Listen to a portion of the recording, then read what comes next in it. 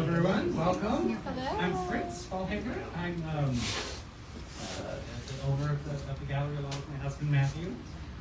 We opened about 2.5 years ago now, hoping we would be able to create a space where folks could see local interesting things, because we have an interesting, vibrant scene here. And I was just saying to Nathan back, it's mentioned something like trying to bring the community to the world and also the world to the community. So it's really an honor today to be able to have this show here. As I guess everybody knows, we recently brought Nate on as a curator, and that is the best decision we've made so far.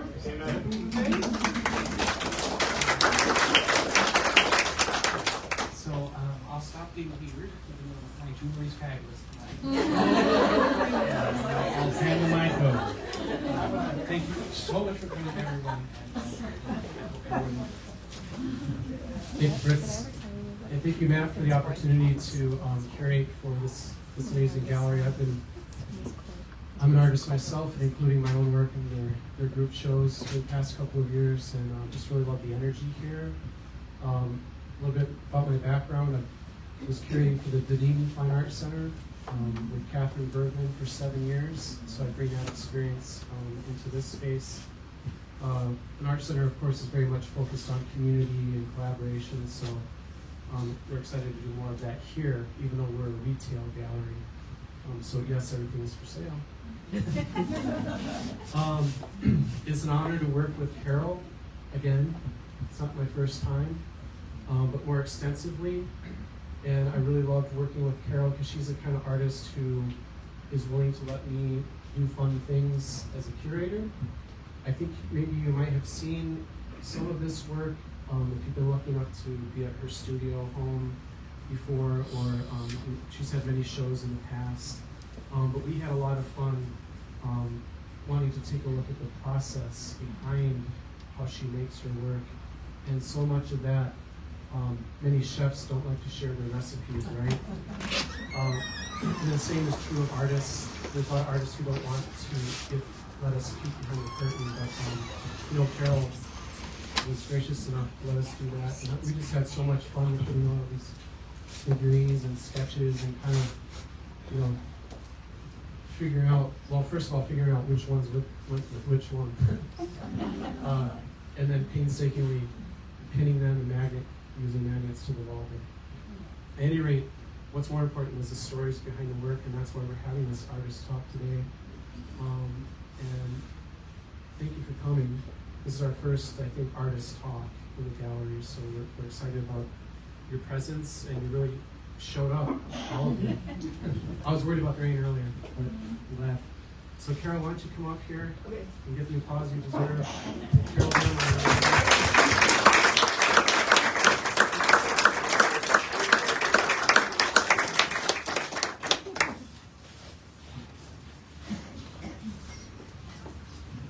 Thank you, Nathan. And thank all of you for coming out today. I think it's just great. I really appreciate it, and thank you so much. Working with Nathan has been so inspiring with his attention to detail and his creative approach to making an entire story, another story, out of storytelling painting. Nathan has a really deep understanding of art because he's such an accomplished artist himself, and he's also witty and has beautiful manners. And as he said, it's not the first time we've worked together. I hope it's not the last. I appreciate Work Gallery, that's Fritz and Matt, for the opportunity to exhibit my work and for hosting this talk and our great opening reception. Both Fritz and Matt are great supporters and advocates for Tampa Bay-based artists. They have vision and passion for building our art community. Cassie was conscientious and careful during the installation process, and Charlie greets people here on a daily basis and shared the story of my work. So thank you all.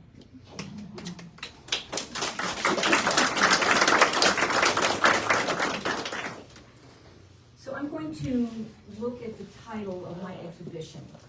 That's what I'm going to talk about today, which is The Secret Lives of Paintings. Recently, a collector asked me, at what point do you write out the story for these narrative paintings? And the answer is almost never.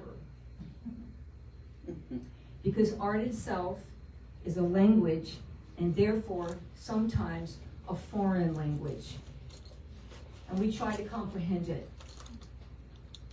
Now, there is secrecy to art, and some of it is willful. Let's look at the old masters from 500 years ago, and let's look at their studio practices. They made all their own oil paint, and I'm just talking about oil here. They made their own oil paints by grinding pigments and adding various oils and varnishes, leaving some oils to bake in the sun and thicken, and other various recipes. The artists were intimately connected to their materials, unlike us today, because we can just go to the store and pick it up in a tube. But they were very connected to their materials. They were aware of the different drying times of paint, of the light, fast properties, of how transparent colors work with each other. Although science and X-rays have revealed a lot to us today, much has been lost. The methods and techniques of the Renaissance painters have never been reproduced. Outsiders were discouraged from entering the painter studios, and this was due to protection of money and ego. So I think it's good to share information and move it forward, because look what happened. But I must say, personally, I find artists to be very generous as a group, and I've had so much help and so much kindness, and I've had a lot of breaks, so I will say that. A lot of generosity shown to me.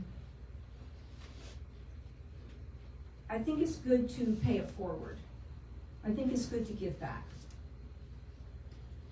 Another hidden element in painting that we can actually know about is what I'm going to call the geometric substructure,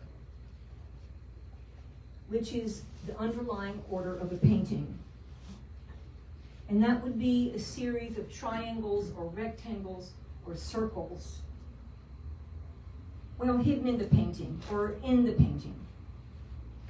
And there's a proportion called the golden mean. Well, I know everyone here knows what the golden mean is, but just bear with me. I'm going to unpack it a little bit. It's a set of numbers that is found in all of nature, including the human body and the galaxies. So the tree trunk and the tree branches contain this ratio, and our finger parts, here to here to here, or here to here to here, or the Leonardo figure with a circle, it's all golden mean. We are the golden mean. Our bodies are the golden mean. There's a golden spiral, because the golden mean turns into a golden spiral, and that would be the DNA structure. That would be a snail. That would be the unfolding of a leaf. That would be the pattern of growth of the hair in our heads. So you can't get away from it. This is who we are. This is the rhythm of nature. So if this is the way the world is, should it not be found on a flat surface of a painting? I think it should. It can reflect the rest of the world, because we're on the planet Earth.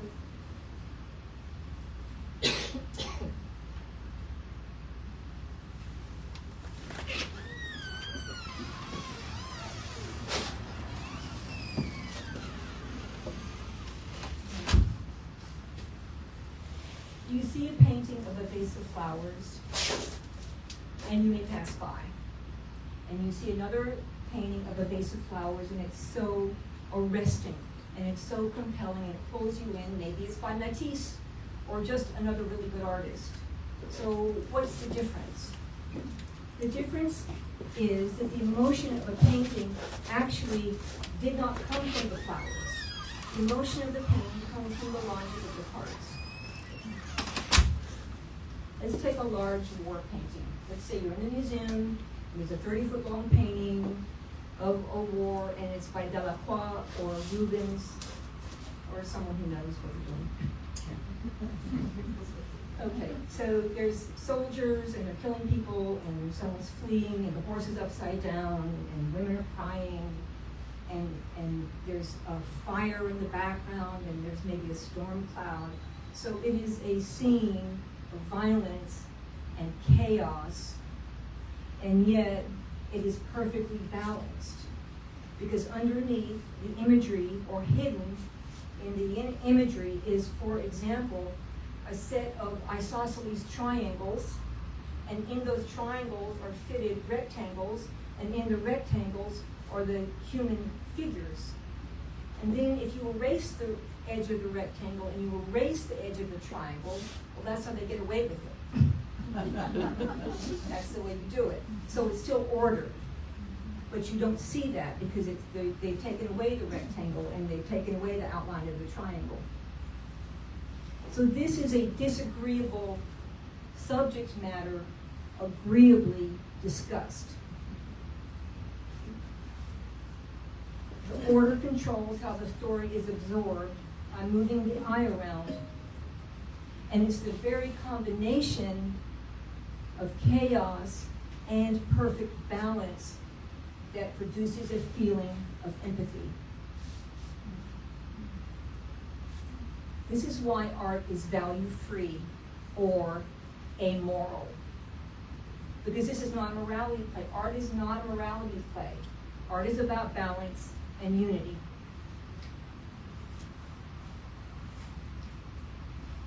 Now, I'm doing narrative painting here, which is a genre of painting.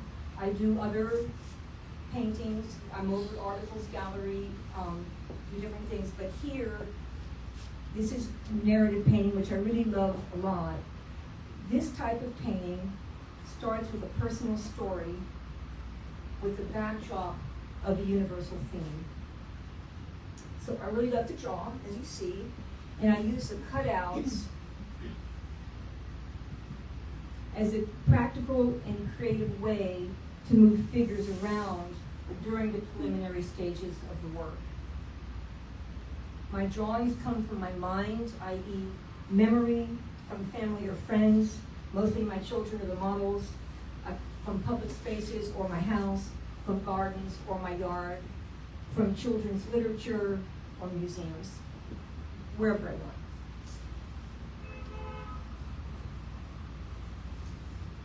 So I was going to art school in Amsterdam. I was living in Amsterdam, and I went to the Van Gogh Museum every single day with my sketchbook to draw. And I went there so often that they finally just stopped charging me. The guard thought, oh, here she is, just let her in. That was good. So I went up these 4 stories of the museum and drew, and I looked at all of his work, and I knew that this was mine to do, and I believed that I could do this. So I felt that Van Gogh was very encouraging. And another way that he was helpful to the artist was to advise us to make a big drawing before you make a big painting. So don't go from a little bitty thumbnail sketch to a big painting, and that's because when you enlarge something, the proportions change, something changes. So that is how this came about, well, both of them. But let's just look at this. That's how this one came about, because this was the drawing I made for a painting of the same. And I did a lot of preliminary sketches here, and I want to point something out to you as well, that Nathan, who put this whole thing together, inadvertently, because he told me, made a DNA spiral. It's just a natural thing. Artist that you are.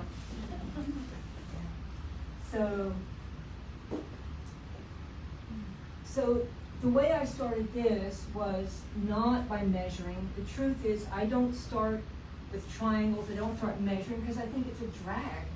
I don't want to do that. I don't think that's fun, and I think it gets in the way of the juice, and so I start with movement, because painting is about movement.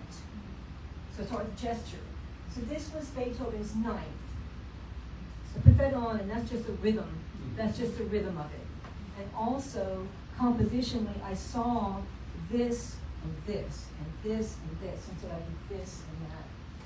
And so I thought that worked out really well.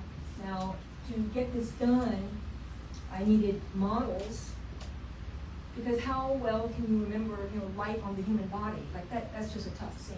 So you need models. So I enlisted the aid of my youngest son, Amadeus, who some of you know.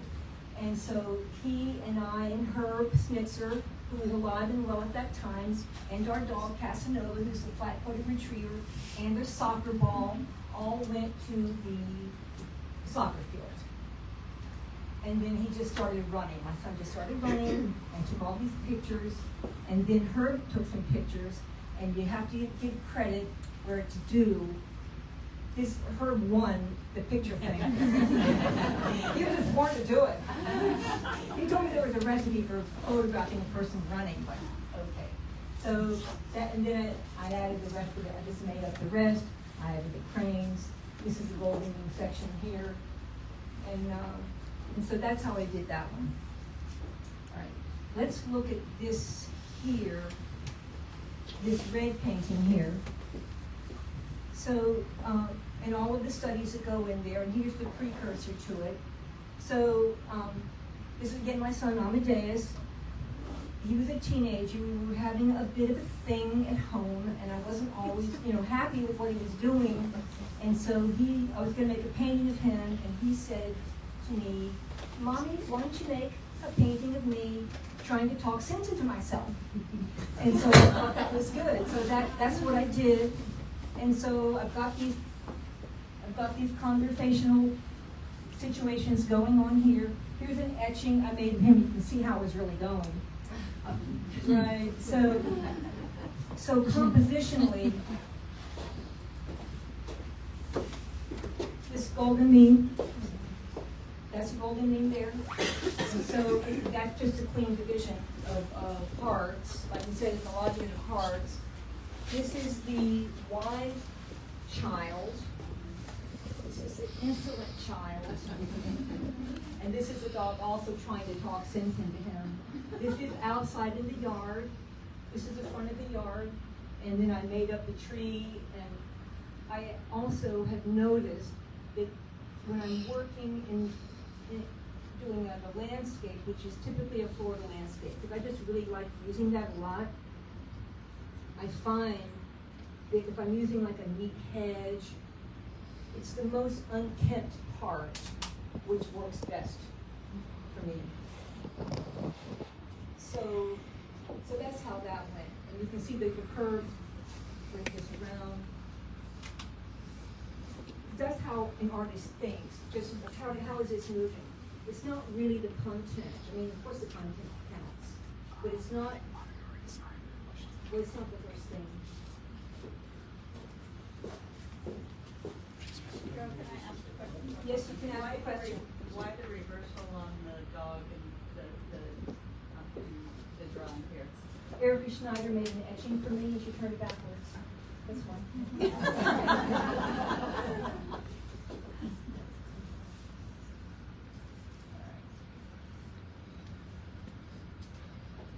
Okay, in back, this is just this will take just a second. I'll turn it on just slightly. Just crane your neck. I'll just stand here then. This was part of the diptych. This is called River Gypsy, and I like this a lot. I like the head that's a little too big and the house that is too small.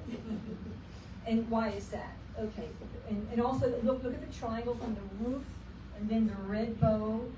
That's one triangle. Then there's another triangle, which is the dog up to the top of the head of the boy and coming back down with the violin.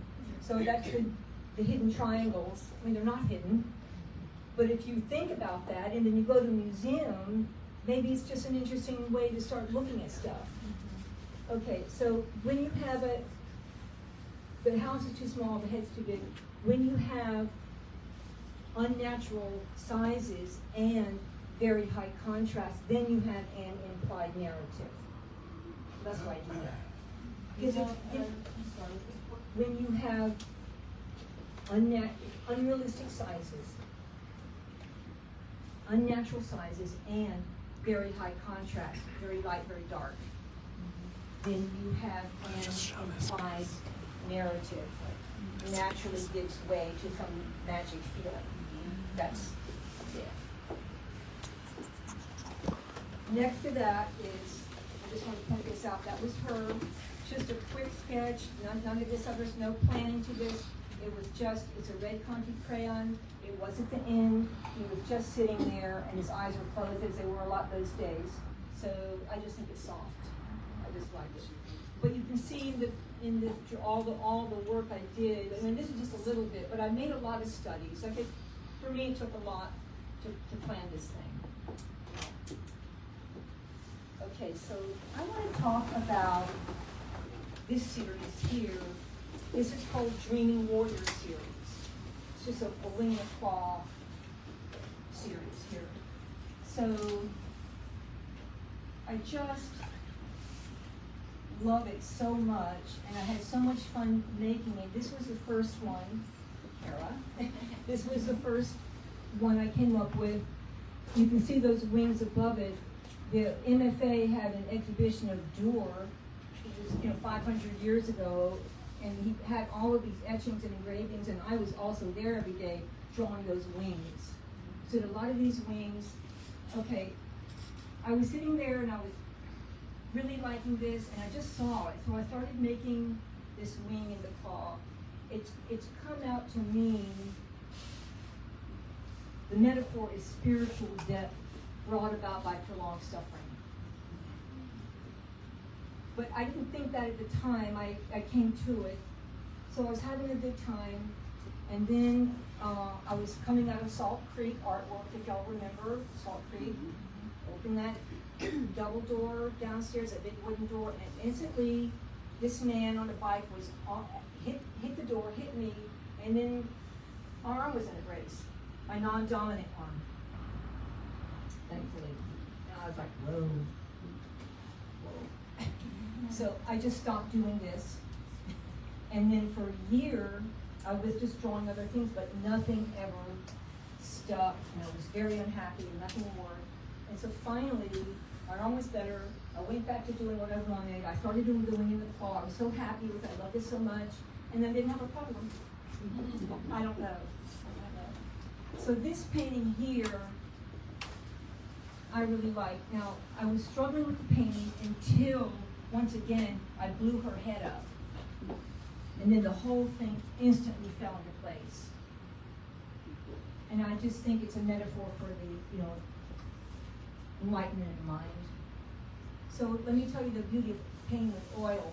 I had everything laid out. I had a dark blue ground. I had a red, dark blue sky, a red moonscape, and I had the two figures, and she's listening to him. But I didn't have the moon part. But I had everything carefully painted. The paint is dry, but because it's oil paint, I've got options. So I mixed up the white paint and lobbed it over the whole painting, painted with my hands, and then I was throwing paint on it. As you see, I was just throwing it. But then I took a rag and removed all of the paint from the figures. And that's why I like painting with oils, because you have got time and you have got options. And acrylic is so fast for me. There's something sacred about it, really. It's just what you like. So that's one, that's the beauty of oils. I also like painting in a loose way and a tight way. So I use a lot of my hands and a lot of finger painting.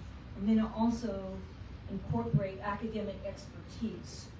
I think it's a really good combination. That's why I like realism, because it pulls you into my psychological reality. Yeah. Okay, so let's look at this here. But 2 more points I'm going to make, and we'll have a Q&A. This is called I Was Born in Amsterdam, because my daughter Eva was born in Amsterdam. Here you see it again, compositionally, triangle, triangle, here's a point, there's a point. If you look up close, you'll see that the painting that she's working on here is this painting. Yeah. Also the yellow and the blue is a nod to Vermeer. The windmill is a metaphor for the artist. And this is from the Dutch room, which I hope you had a chance to look at back there. I think it was, we didn't plan on that, but it just came out that way, right, Nathan? Yes. We didn't plan on like a windmill city, but it turned into that. As things do when you're curating shows. So. Yes, yes. So, let me talk, this is an odd tale. This is the last point I'm gonna make, before the Q&A. It's a strange story. So let's have a look at this here. I was, going to a massage therapist named Tim in Sarasota, but Tim was also a mystic.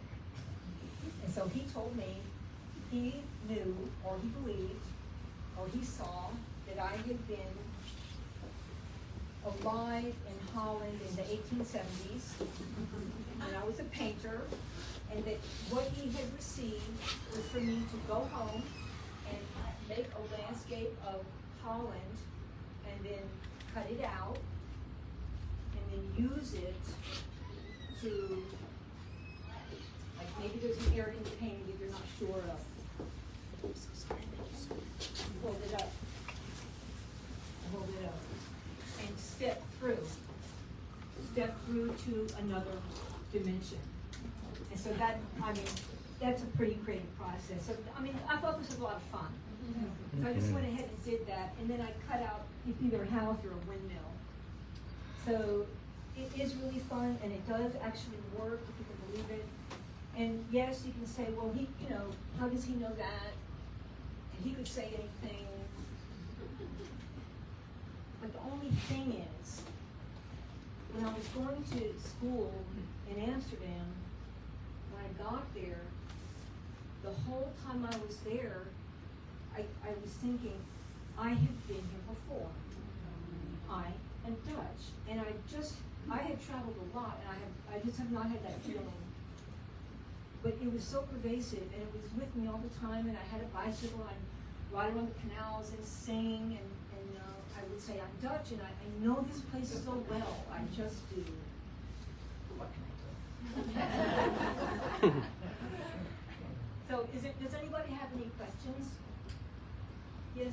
Do you tone your canvases or panels before you work? I tone the canvases. Does it vary in colors? It varies in color. Sometimes, like the brightest thing would come actually from a white surface. But I like toning it. I may start with a raw umber, typically, or a burnt umber. I know some people start with a bright color. I don't. A dull, okay, a green earth. Something, yeah, thank you. I got a question for you. So way back in elementary, when you used to, I can remember your drawings, you know, because the wall's full of junk and then there's a perfect drawing. But, you know, you had a lot of circles and triangles and different things in those paintings, and everything was always so, like, did you already have that thing in your head to, like, let's put No, this here? oh no, oh no. I mean, there was no Oh, instinct no. about Yeah. what you did? Oh, or- no, a child at least had a little brain. No. No. I know that we got a penmanship class in fourth grade, and me and Susan Marnell, we sat in the back of the room and drew horses and dogs. I mean, She was like your competition. No, I just, because you always just had, you know, you could give us an idea, but yours was just 4 steps better. Oh, thank you. You're welcome. Yes. So, I'm just wondering, since you paint such, you know, personal stories, family, you know, what does that, how do you handle it when you sell them? Oh, I understand. That's a really good question. I digest it. There has been a case where I sold it instantly and I hadn't digested it. It's just, you know, this is my job. This is what I do, so I'm gonna sell the word. And plus, I've done so many paintings of them, and plus I have portraits of them at home, so I'm good. That's a good question. No, Not trying to discourage it. Yeah, no, I understand what you're saying. Yeah. No, sometimes it's hard to let go, but I do. And plus I have a personal collection because an artist always has to have their own personal collection and they're not gonna sell this. Like this, I'm not selling, that's not for sale. For example, no, I'm not, that's not a choice. And follow-up question, you say digested, is that it, having a relationship with the painting first before you let it go? Yes, yes, that's exactly right, Jim. I've heard you talk about repeating shapes in painting in particular and things like the clouds. Could you point out some of that in these paintings? I was doing the golden mean, oh, you want to see the repeated shape? Here, to here, from here, to here.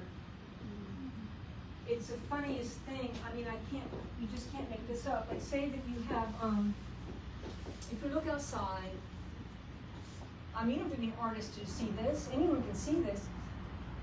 You go outside and you see a line of trees.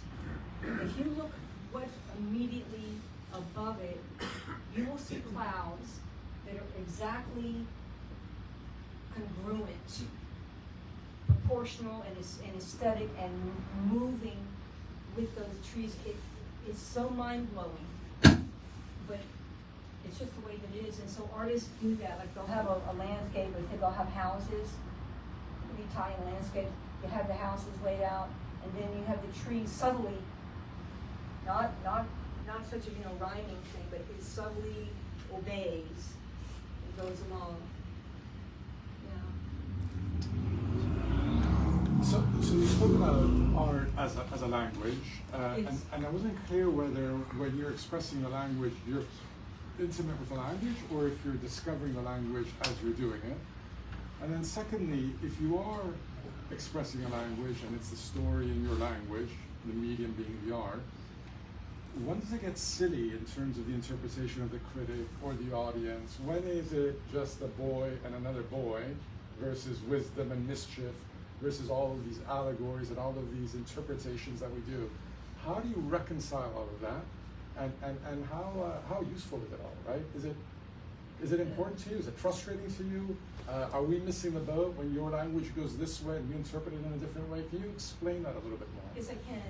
First of all, it doesn't matter what level a person's at because all levels are good levels. So if a person is trying to paint something or draw something and they don't understand, they don't have a message, it doesn't matter. You just keep going. You just keep going. At some point, hopefully, you get an idea of who you are. You get an idea of what it is that you're trying to say. But I would keep it really simple. Like this here turned into something big in my life, and I made a lot of these, and I was really happy about it. But it didn't start that way. It started with nothing. It started with nothingness. It started with me just seeing. I just saw this wing fall. I just saw that, and then I just saw it. So I drew it down, and then at some point I put a dress on the figure. What looked dumb. I mean, so then I made it new because that was the only way. It was the only way I thought. And then it turned into something else. Then it turned into a conversation. But I started very simply. I mean, some people know this story. I was going to Publix. I was listening to Peer Gynt. And I just sat in the car, and I did not go into Publix. I was just listening to the song, and I saw a man, and he was carrying something, and he was going up a mountain, and I don't know where that came from, but I had paper in my car, and I just put it down there, like I didn't know. It turned into a really big diptych.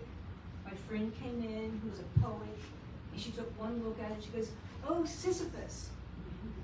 But I had not seen that, so it was, and so now that's in the Polk Museum. And that's just from having the paper in the car and just seeing it, but it didn't start with all of these layers. That's the thing. That comes through work. Like, what am I trying to say? And no, not everyone's gonna read that. I haven't seen Sisyphus, but he was. Oh, yes.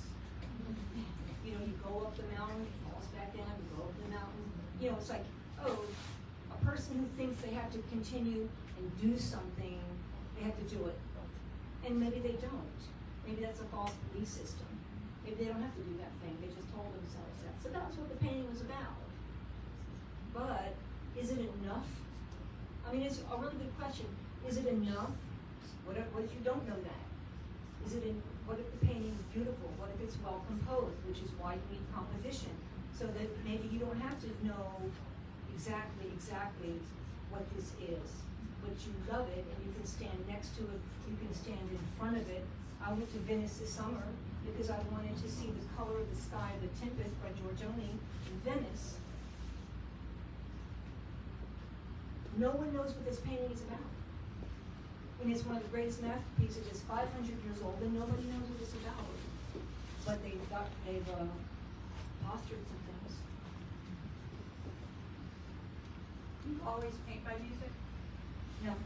No, or I just listen to the paint, just try to listen to the sound of the paint, and then see what's coming next.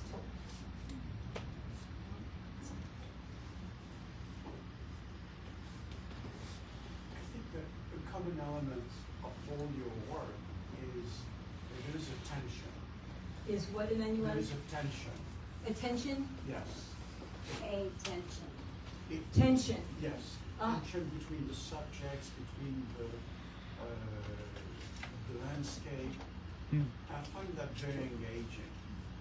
But I don't find the answer, and I think that this is what I find engaging. Is that That's it's- good, that's right. That's right. It's That's a question, and there is That's right.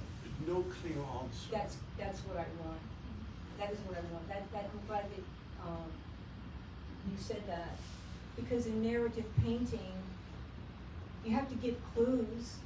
You have to give clues about what the painting is. But if it's so obvious, you have to have that tension. You have to have some ambiguity. So this reminds me of a show I went to many years ago, and it was a set of black and white ink drawings. It was just like sort of like a tree or a dead tree, maybe some branches.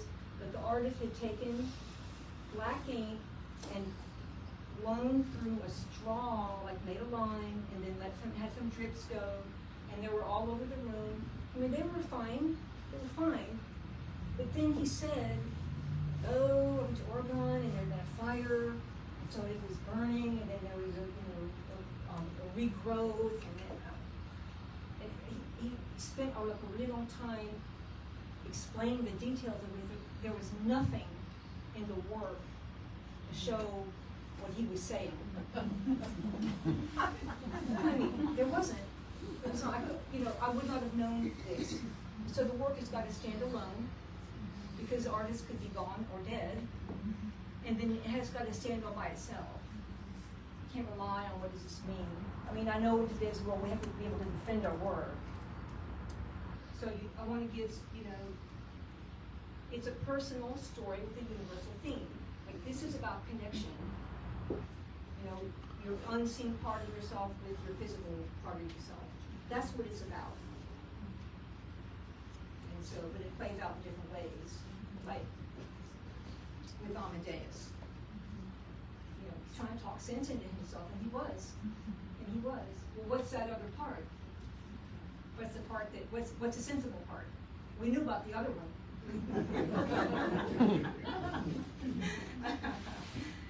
Yes. I like the colors he chose for the sensible one. It's blue, he's expressing and Right. talking. That's right. The one is kind of stubborn one is in the red, like the anger. Right. And that I see in the sky too. Yes. Very nice to like, yes, which one would do well. Yes. And even the blue is a little bit taller, you're not sure. Yes. Right. Yes. Very calm. Right. No, bright blues are really, really also. I'm really careful with the blues. I don't want it, violent blue. Thank you. On that same painting, I'm wondering how much Amadeus contributed to the posture, the hand, the gestures in outside in the backyard, just outside the patio.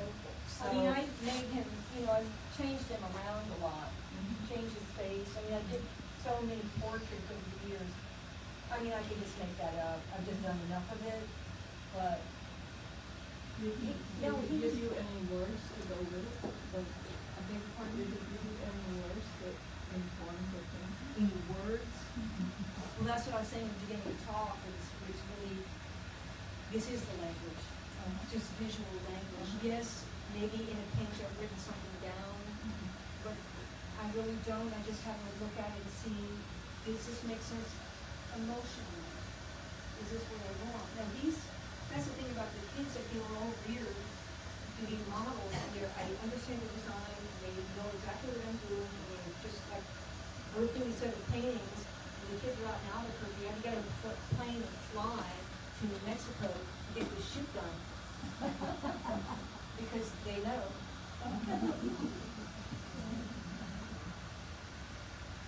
When you talk about the use of birds, the imagery of birds in your paintings, you have a lot of memories of colonies. Is there a metaphor for the use of birds? I have a question. The question was, why am I using so many birds and what does it mean? Is it a metaphor, the wings and the claws? I've been drawing birds since before I ever went to Europe. It's an exalted animal. You know, I used to dream, or I have dreamed that I'm flying. So I like that a lot. I like that a lot. It's a metaphor in many cases for the unconscious. I mean, I just think it's so lovely. It's simple. Yeah. Thank you. Yeah, I am a Jungian therapist, and you know, as you mentioned, the unconscious. I'm just curious, you know, like, for example, in your painting of Amadeus talking with himself, I see so much like potential references to like alchemical psychology, and then there's a lot of mythology and you know what I feel like are dreamscapes Yes. in your work. Yes. Can you talk a little bit about that, about your interest in psychodynamics or yeah, dream work and the unconscious? I was a psych major as well as an art major, a double major. When I went to Holland for art school, and I moved from France to Holland. I was from art school in France, I moved to Holland, I got into the school I really liked, and I had that summer in Amsterdam, and I knew no one, and so I needed something to do, so I went to the library and tried to find something in English, and they had Jung. So great. So then I started reading all about Carl Jung, and then I would go and buy these leather diaries, a whole stack of these empty pages, and I would just start doing dream journals. And then I found that I could order my dreams. Like, that was pretty interesting. Like, say I had a dream, and then I woke up and went, oh gosh, I have to go back there. I was so involved with it, I was able to do that. But I mean, that was just like a couple times I was able to do that, because I was like really invested in that dream situation. As far as landscapes per se, I love doing landscapes.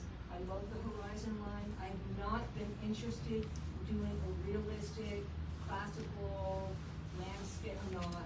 I like just making it up and doing it my own way. I think it expresses a lot. I think animals express, they're a great vehicle for emotion, but so are trees, and so are clouds. So, I don't know if that answers your question, but a little. Yeah, a little. Yeah, but yeah, it's working. Okay. Yes. Talking about dreams and birds, may I share what I'm seeing in the paintings with the feather and the claws? Because I have the repetitive dream as well, being a bird, transforming into a human, back and forth. So for me, this is part of the transformation. Being human, the bird, and the human. So for me, this is like moment, but this is what I see, that's my personal interpretation, what I see. I don't see the struggle and the pain, I see the transformation. Yes, thank you. Yeah, no, I think it is, because you could have the person turning into the bird, but you have the bird evolving into the human Yeah. also. So, that's all I see. Yes, no, it's really good.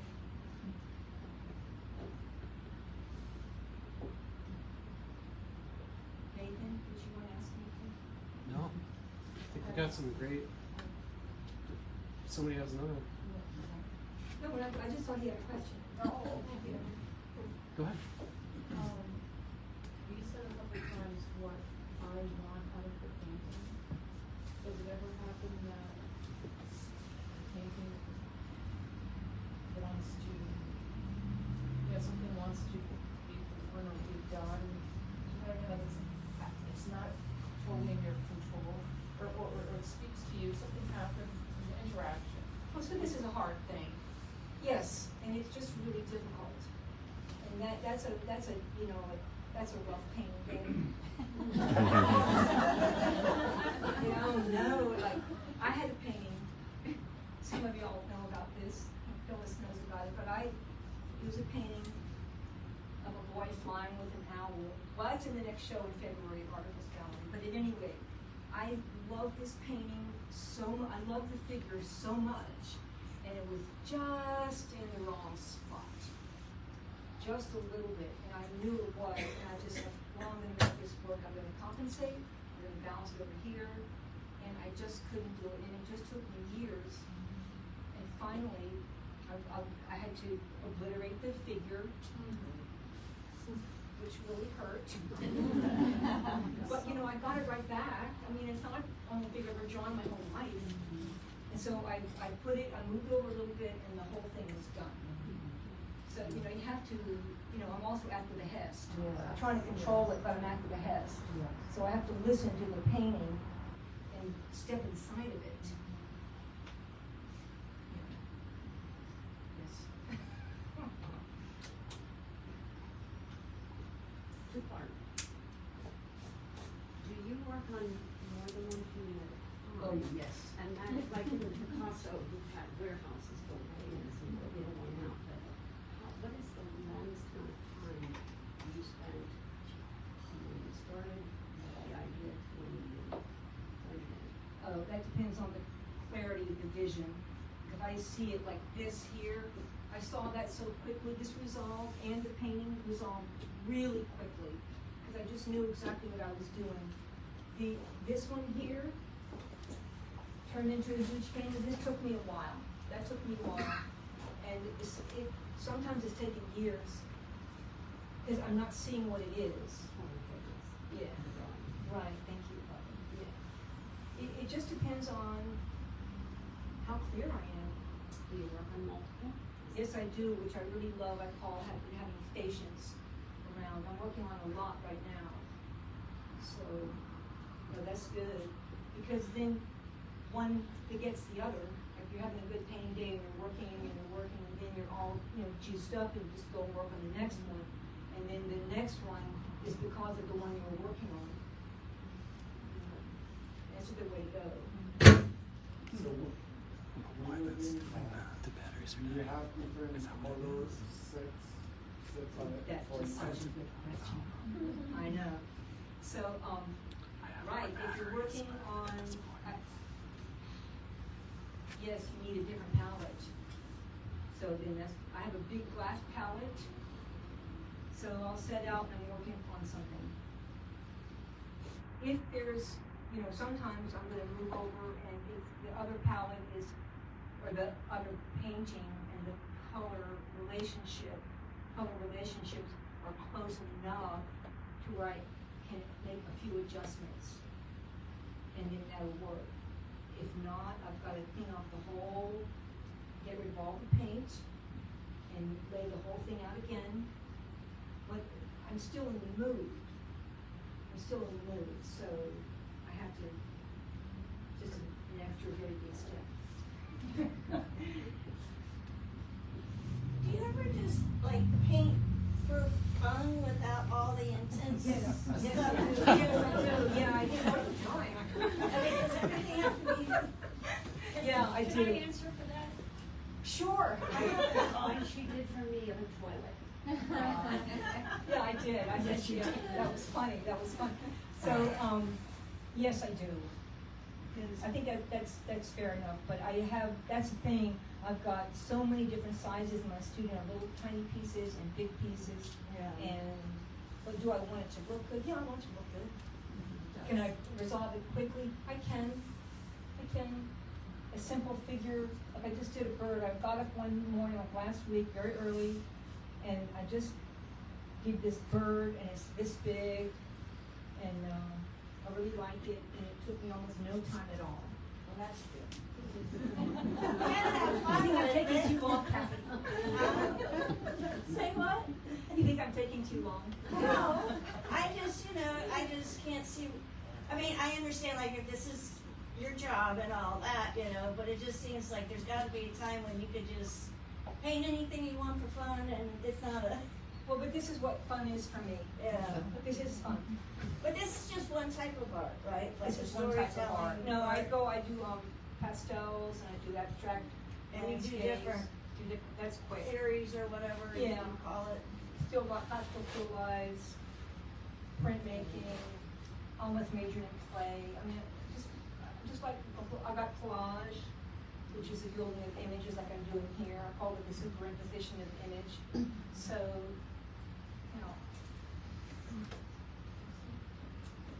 Hey, What's light? Do you have a preferred light to work in? Do you make a point of not changing the light you're working on when you're working on a painting until it's finished? I mean, because I know how colors change, so if I walk outside, it's a different color to me. Do you know what I mean? Yes, I do. And do you have a preferred artificial light that you purchase to work under? well, for classical still lives, I use a north window and a dark gray background and no artificial light. I just use natural light, because if you have a north window, which is coveted by painters, it's a little cooler, and the moving sun is less obvious. North light, painters want that north light, so there's that. If I'm going outside and I'm working on a piece, which I'm doing, you may see me in the front of my yard,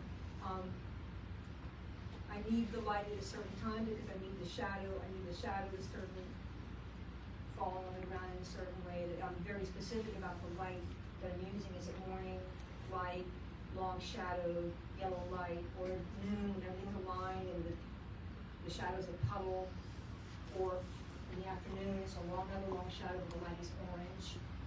Like, what am I doing? Then it is important and it is specific. And that's the main point of the painting, is that the painting have a sense of light. That's what we're after. That's what we're after.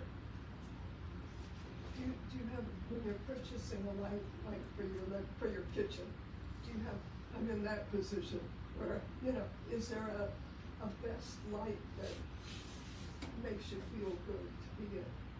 Oh, there's more cool halogen lights. I mean, the pool is more like daylight. I will tell you that. I mean, I don't know. You're talking about your kitchen? Yeah, personal spaces, I just wondered if you have a preference that you gravitate towards. If you see a room that's lit in a different light, you go, I belong there. Oh, yeah, no. I like lamps. With the contrast, the light with the I mean, not even Yeah. talking about a painting. I just like soft lighting, and if I'm reading, I need a stronger light. But I like soft lamps. I like something intimate, cozy. You should have a house filled with natural light. I do. Glorious. I do. Tall windows. So you mentioned going to the Van Gogh Museum to basically, create that muscle memory and sketch. I'm wondering, which are the artists that just blow you away? Like, what are you just like completely, Right. I love everybody. Everybody wants to paint like Goya. I mean, I love the Venetians. Which is Giorgione, Veronese, Tiepolo, Tintoretto, and Titian's The Grand Dragon, and Bellini. But I love them. I love Rembrandt most of all. Of course, I love Van Gogh, like I said. I love Velasquez. I love all the French. I love Matisse. I love Hans Hofmann. I love the abstraction, people. I love Rothko. The greatest abstractionist is Franz Klein.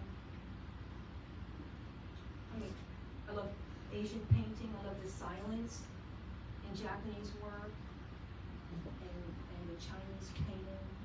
And their light they don't have like a light and shadow. Like their light is different. Like they think differently. Like the light comes from within. That's how they look at the world. So this is Western painting, which is clean division of light and shadow. But Asian painting is not that. Asian painting is an internal light, and it shows up different, and it's very, very quiet. And you can see they spend so much time on balancing. You talk about balance, quiet, the rush, line work all different. I love that painting. I mean, we could stand here. I could just tick it off. I love them all. It's amazing. Yes. I noticed a bit of like pre-Raphaelite a little bit with the storytelling. Yes, a bit. Yes, that's right. That is the thing about pre-Raphaelites, and I had a painting of Waterhouse. Well, a copy in my room growing up. I had a heart attack. I'm so glad. No. Can I come see I it? love with the Lady of Shalott, and Yeah. I love this painting. But the thing about the pre-Raphaelites is that everything is so described, so equally described. And I think in painting, for me, what I prefer, something unsaid.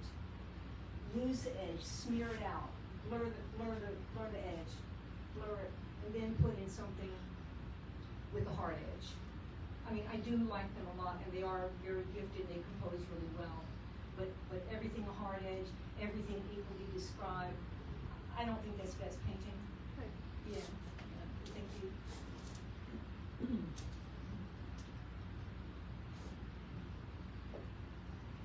Any more questions? I think we exhausted. No, I'm not. That was great. Thank you very much.